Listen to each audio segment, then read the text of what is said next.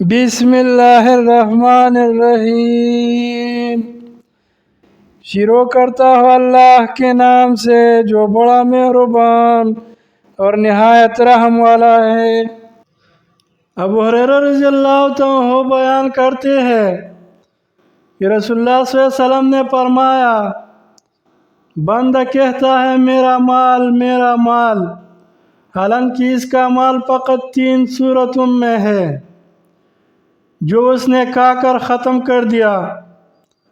یا پہن کر بوسیدہ کر دیا،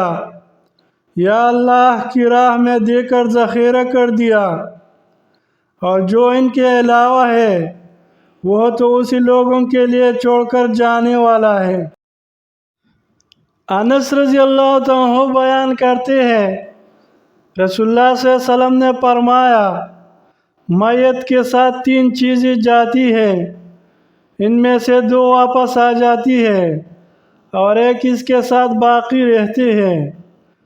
اس کے گھر والے، اس کا مال اور اس کے اعمال اس کے ساتھ جاتے ہیں، اس کے گھر والے اور اس کا مال واپس آ جاتے ہیں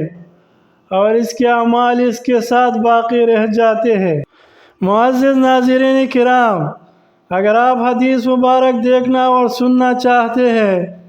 تو چینل کو سبسکرائب کریں، ویڈیو کو لائک کریں تاکہ روزانہ آپ کو حدیث کا نوٹیفیکیشن مل سکے۔ شکریہ۔